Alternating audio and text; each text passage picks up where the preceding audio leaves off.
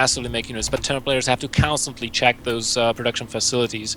So that's just like so much more things that you need to keep track of. And I'll continue my rant after you introduce the players here. Yes, because we have jumped into the game, and once again, this is a best of 1. It's a round of 16. The winner of this game advances, and in the 1 o'clock position on Catalina, it is ECV's or Esports Club Visualize Liquid. And his opponent, the Terran Hope, or one of the Terran Hopes today, is going to be DarkTilRisen, the pink Terran player at the 9 o'clock position. So, as I was saying before, and I remember this from my Protoss days as well, up until Masters, I'd say, or very high Diamond, it usually goes like this. If the Protoss player can defend in the early and mid game, then he wants to stretch his advantage all the way towards the late game, because that's where the majority of Terran players, or at least I think so, that's where a lot of the Terran players at this skill level will start to struggle with engagement. Because you need to micro Vikings and target fire down the Colossi, you need to micro your Ghosts, not letting them die, getting the right EMPs off, waiting for the Templar to come into range, all the while kiting back with your infantry and constantly maintaining its spread so that you don't suffer as much from the Colossus splash damage. Then when the Templar can't come in, you have to sprint forward with your Ghosts, get those EMPs down, get the right engagement. Whereas the Protoss player usually relies on just the power, the sheer power and reinforcement capabilities of a late game 4-base Protoss. And Storms. And Storms, exactly. So, it's a little bit easier, I'd say, for the Protoss players. Whereas in the early and mid game, that's where the Protoss really struggle, because you have to make a lot of reads. When is your opponent moving out? You have to get the force fields just right, because you are limited to like 2 or 3 sentries. You are teching it up really hard as a Protoss player, and you're playing really defensively, mostly on 1 gate, expanding straight after. And I think in Diamond Leagues and below, if a Terran player wants to win a game versus a Protoss opponent, he has to hit him early. He cannot allow the Protoss player to get to the late game. All right, we've seen some bit of a... thank you, by the way, for that interesting analysis. Actually, makes me want to play Terran, strangely enough. I mean, it's you described a very challenging situation, and somehow I feel like it doesn't discourage me, but actually encourages me to try to play Terran and show that it can be done. It's fun. It's just, at least for me, it took me way longer to get used to the mechanics than in the case of Protoss and Zerg. Oh, that Reaper actually gets away. That is a 2 health Reaper. Yeah, 2 health Reaper, but he will regenerate, and that is a good boon for Risen, because he will need that Reaper to re-scout the Protoss base between the 6 and 7 minute mark to see what his build is. Yeah, actually more important than getting a probe kill is... that's actually what he did, by the way, but even more important than that is, like you said, the scouting. Probe kill is very nice, but I think the main purpose of this Reaper is scouting, am I right? Yeah, it is. And you know what? I don't know if this is that build. It's a very old build that Liquid is doing right now, if he's doing it. But if I see a Robo facility come down just about now before he expands, I'm gonna call DT drop. Wow. Because...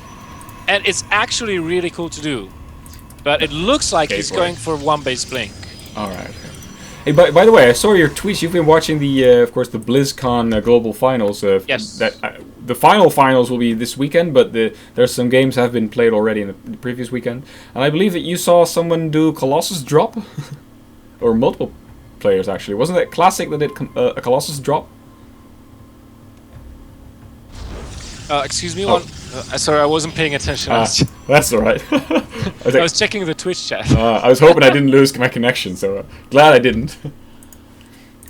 Alright, but so my question was, did you see someone do the Colossus drop? Yes, on the, both those games I have seen. Yeah. Cool. Very that nice. was so awesome.